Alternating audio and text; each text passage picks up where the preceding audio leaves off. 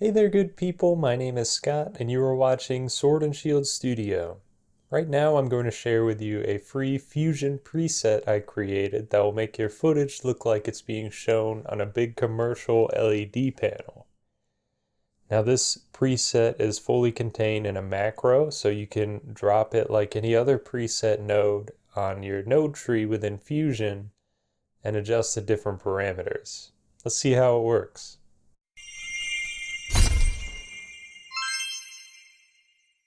Okay, I'm in Resolve now on the edit page where I'm ready to add the LED panel effect to a clip. First thing you have to do is install the macro, of course. I included a link to the file and instructions on how to install this in the video description. Once you have it installed, right-click the clip on your timeline that you want to add the LED panel effect to and hit Open in Fusion page from the drop-down menu. Once you have your clip open on the Fusion page, make sure you have your Media In node selected on your node tree. If you do, hit Shift Space on your keyboard and type SSS in, and you should see the LED panel effect show up from that search, and either hit Enter or click Add to add it to your node tree. Now you'll see this will apply the LED panel effect immediately.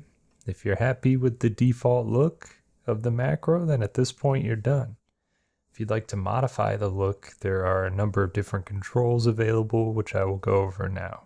If you left-click the LED panel effect node on the node tree and go to your inspector, you'll see a number of different options which you can modify. First of which is the background color.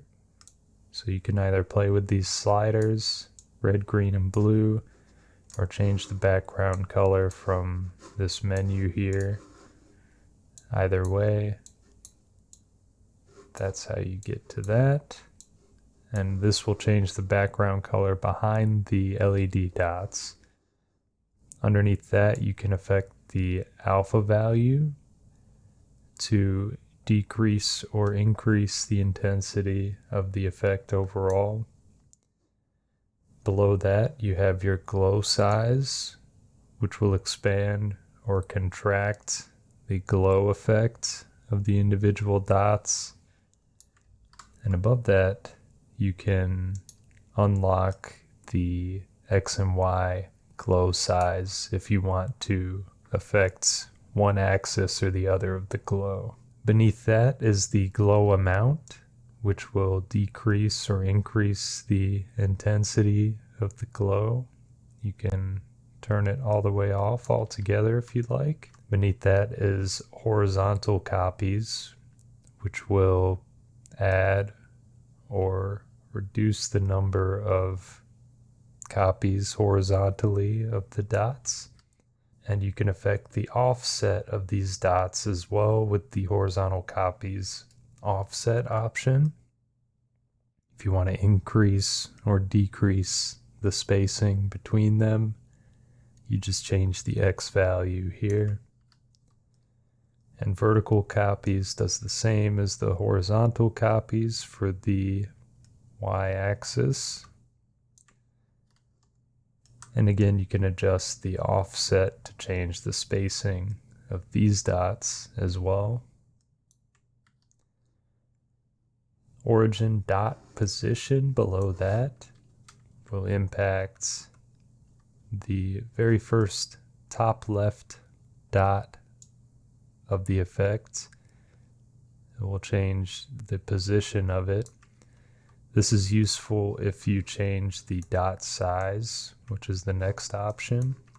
For instance, if you increase the dot size and it clips outside of your image like this, you can change the position so it'll fit as you like and there'll be no clipping happening.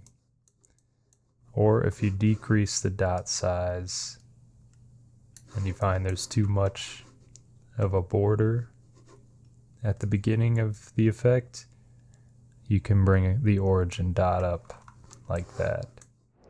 That does it for this video.